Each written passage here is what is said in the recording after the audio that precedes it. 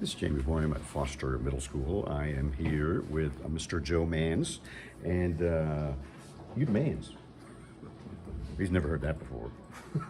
But you instruct video games, right? Video game design, yes. Very intro.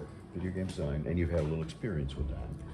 Yeah, I've been talking with people in the industry, showing me some stuff, teaching me some stuff. I just kind of started my own program to the point where I wanted to give it to the kids, where I didn't have the opportunity when I was a kid.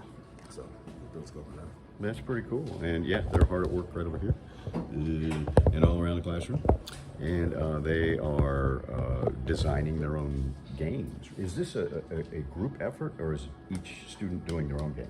Right now, each student is learning, first of all, like I said, this is the intro level, so they're learning how to use the software. They're using the same software that was used to make Fortnite. It's called Unreal Engine. So they're learning the software in the whole, what does it do, what can do, where all the features and where all the buttons and commands go to. And then they take it from there, they actually make a project, a video game project. So every 6 weeks they make a project, so they be a little more advanced from one to another. Okay, all right. And so these are 8th graders, 7th graders? A mixture of 6th, 7th, and 8th. Okay, all right. And yeah, because I talked to one student a minute ago, said he'd been doing it for 3 years. Yes. But you have a little bit more to bring to these students because you're working on your own video game, right? Right. So the inspiration came from my students. So when I started working here, a lot of the kids were asking me, Mr. Man, have you made your own game, blah, blah, blah, blah. I'm like, you know what? I went back and dusted off an old idea. It was supposed to start off to be a CG movie, but I'm like, you know what? It's cheaper to actually make a video game than do a CG movie. Okay. So from there, I said, let me just revisit it and see what we can do. And so far, I've gained some help as far as some industry veterans, just to start. But you can't really start until you actually have the money.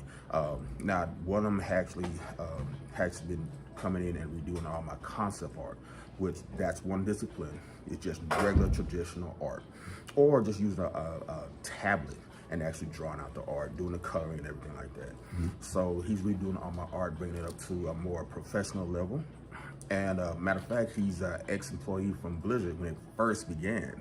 So the guy's really talented. He even did some work for some for certain movies like Planet of the Apes, Stranger Things.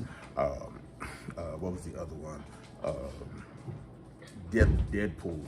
Oh. And some others. The guy's really talented. Wow. And he's basically brought us up to a more AAA level. Okay. So, and these students are, I guess they're just exploring the game creation to see what niche they want to go into, right? That is correct. You have several disciplines in the actual gaming industry. Like I said, mentioned earlier, traditional art, that's important. We don't forget about storytelling. So we always, just like in movies, you always need a good storyteller. You need a good storyline based on the protagonist, the world, the antagonist. All that goes together. A lot of these newer gamers are more story-based. They love a good story. Then you have some who, I can care less about the story, just give me the action. Yeah. So we're trying to cater to both. Oh, I see. Okay, okay. And then, of course, this game that you're working on, you're going to ask for students' help on it, right? Yes. So what we're doing is, as we get funded, we'll go and just start a demo so people can actually try it out and basically build a support. But as we're building the demo, we allow the students to give their input. They're not doing nothing hands-on or anything like that, but they're giving their input and their idea. Their input matters to us, especially when we make the game, because guess what? That's your audience. So it makes sense to give them make them a part of that. So for exchange for giving their opinion or their input, we give them co-producer credit as the game is launched, and they're listed on the game. And that's something really big. No one's ever doing that. No one's ever decided to do that. But this is something done the first time. Well, that's really cool. And then, I guess once the game is made, which takes a while, and released, money will be generated, right? That is correct. There'll be several different ways to actually generate money. I'm going to get too far into that. But once we actually start generating money, our goal is to create a scholarship, and that scholarship will be dedicated to students who are trying to go after STEM-related careers. Basically, STEM for me with science, technology, engineering, and mathematics. So you got coding, you have engineering in there, We can go anywhere. Everybody can use some help with college right now, expensive as it is. So my goal is to help a lot of students, to at least start them off. That's cool. And but this, the other aspect of this is if the students really buckle down, they might be able to get a job out of school. Yes. So one of the main goals, the main dreams is just having it 1 hour a day in the class is not enough. So if the student is really interested, they're gonna have to go outside of the class or after school or different projects.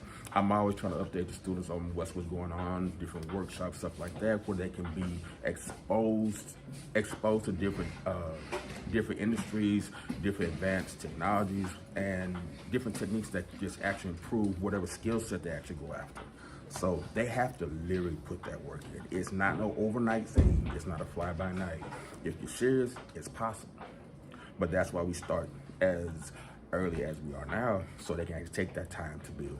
Right, right. And I guess, well, as far as that goes, the students are going to have to kind of make do with what systems they have at the house, right? Right. Well, there's something I have in the works. Oh, okay. All right. So maybe help out with this homework, unassigned homework, but you got to have the equipment to do it. Yeah. Mm-hmm. And the software. Mm-hmm. Yeah. Well, we'll get back with you on that. Thank you, sir. Appreciate it. Yeah, thank you. All right. We'll have more later on KLTV 7 News and KLTV.com, and get yourself a big old pocket of quarters and go play. Wait, we don't do that anymore, do we? No, that's I'm old.